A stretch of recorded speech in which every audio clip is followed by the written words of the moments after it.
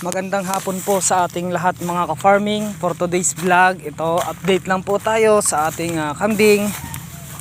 Yan, pinastol po natin yung kambing po natin na iba. Pero yung dalawang bisero natin na maliit ay iniwan natin. Kasi hindi naman yun makakatulong dito. Kasi di naman makakakain ng maayos yun dahil di pa naman sila kumakain. So ito po yung kambing natin, ayan, watak-watak sila. Ito po yung kambing natin na malapit na rin pong manganak. So ito ay papakawalan lang natin. Kaya lang may palay dun, baka pumunta sa palayan. Kaya wag na, dito na lang. Ayan po sila mga ka-farming. Ayan po, talagang malapit na pong manganak itong buntis natin na kambing. Update po dito kay Princess. Lapit ka na mga anak, Princess ha. Princess, lapit na po yan si Princess. So hintay-hintay na lang tayo kung kailan mga anak si Princess. At malapit-lapit na po mga ka-farming. Po siya. Ito yan po yung iba mga ka-farming. Pasyal-pasyal lang tayo. Update. At mag-aalas 5:30 na po ng hapon. So oras na po para isilong sila. Pero kumakain pa naman sila eh.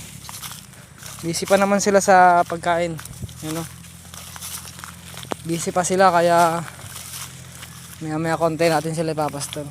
May palay dito sa kabila, ayan oh. Kaya lang hindi naman sila pumupunta dyan sa palayan kasi marami naman silang damo na nakakain din eh. At tapos si Ganda. Ayan po, malaki na po katawan ni Ganda. Biglang ganda talaga ang katawan niya. Si Ganda na biglang ganda ang katawan. Punutin nga natin to para makakain ng maayos itong buntis natin na kambing. Po yung kambing natin na buntis ay na bagong panganak. Iniwan ho natin yung anak niya kasi hindi rin naman kumakain ng damo. Malaki pa po yung milk bag. So ito po yung update dito sa aking munting kambingan. Yan po. Kaya kayo ay mag-alaga na rin ng kambing. Itong isa na to si Inday. Anak ito ni Tagpe. Ayan si Tagpe. Ito yung anak niya. Malaki na ho. Dumalaga na rin ho. At malapit na rin mag-hit to. Aasahan ko to ngayong February na mag-hit. Sana February ay mag-hit na ito. At ito naman ay ngayong December ay mag-hit na rin yan. Mag-i-inject tayo dito ng pampahit para mabilis silang mag-hit. Ito lang po. Sobrang lawak po ng aking area na kung saan ay baylong-baylo talaga silang kumain ng damo.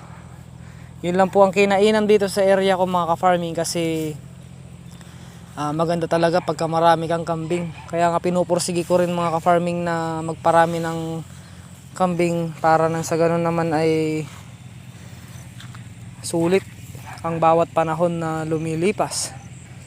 Dahil ang bawat oras, bawat araw na lumilipas ay para sa akin ay nanghihinayang ako. Kasi katulad nito, kung marami lang tayong kambing ngayong summer na darating, di sana marami tayong ibibenta, di ba? At hindi natin kailangan ng damo dahil marami na dito sa pastulan. Kaya gusto ko magparami. At sisipagan natin. So maraming pagsisipag pa ang gagawin natin para makamit natin yung gusto natin na kambing na marami.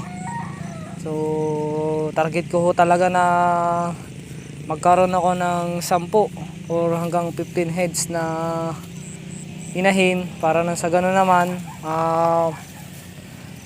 monthly, every month ay may nanganganak. Gusto ko po kasi every month may nanganganak, kaya yun ang tatargetin natin mga farming.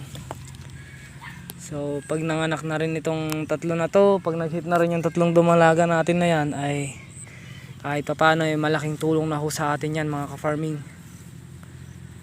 So ito lang po yung update dito. Na-update ko lang po kayo mga ka-farming dito sa aking mga kambing. Sarap lang magpastol pagka ganitong hapon kasi yan, lubog ang araw, palubog na at hindi mainit. Masarap magpastol. Yan po si Inday, tsaka si Maganda, tsaka si Tagpi. Ito rin po si Pangit. Yan po si Pangit. Pangit.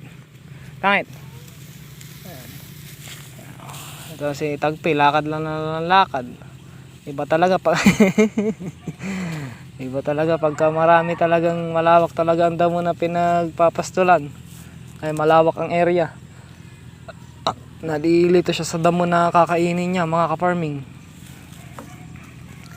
Kaya kailangan hilahin natin. Hinihila natin yan. Para na sa ganun naman ay makapag-focus siya ng kain. Wala na siyang focus sa pagkain eh. Puro na lang gala. Yan, tusok natin. Yan po mga ka-farming ang ating mga alaga.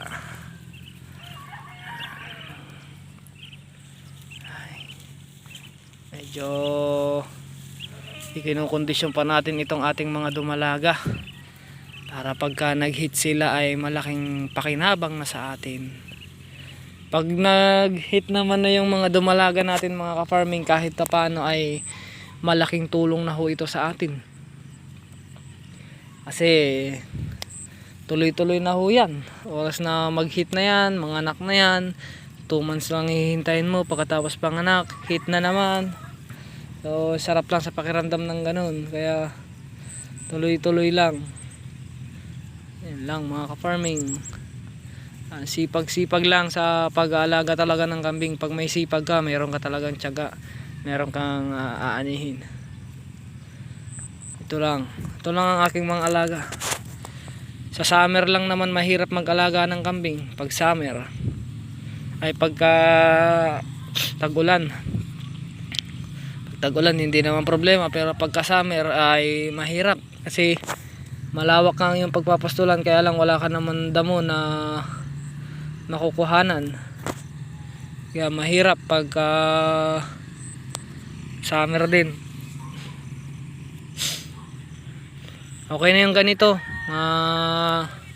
buwan, mga pero pagkatak na ng Abril, Mayo, lalo na pagka Mayo, Diyos ko po, wala na talagang damo. Hirap ng mga kambing natin. Mahirap magpataba ng kambing, lalo na ito talaga yung gusto nila, damo. Kaya sinasanay natin yung kambing natin mga ka-farming na bigyan natin sila ng puno ng saging. Kasi hindi ko sila pinapakain ngayon ng puno ng saging mga ka-farming, dahil nagpaparami tayo ng puno ng saging, dahil hinahanda ko po yun sa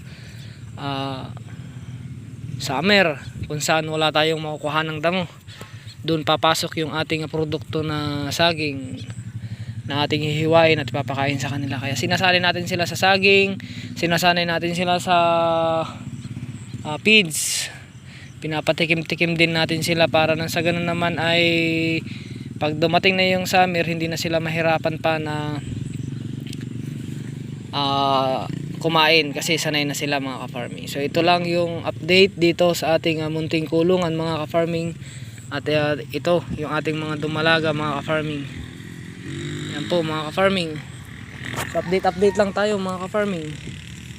So support niyo po yung aking mga vlog mga ka-farming. At yun lang, ina-update ko lang kayo dito. Kung ako sa inyo mga ka-farming, ngayon pa lang mag-alaga na kayo ng kambing, dahil darating din yung time na magmamahal pa ang kambing. Although nagmamahal na nga ang kambing, mas magmamahal pa ho yan pagka talagang nakilala na yung meat type ng kambing natin. Kaya mag-alaga na kayo hanggat medyo kaya pa ng budget natin mga ka-farming. Mag-alaga na kayo mga ka-farming. Magsimula muna kayo sa kakaunti mga ka-farming. So yun lang mga ka-farming, support nyo pa rin yung aking vlog. At hanggang dito na lang muna ang pag-update ko. At bukas ulit mga ka-farming, kita-kita ulit tayo bukas mga ka-farming. So yan mga ka-farming.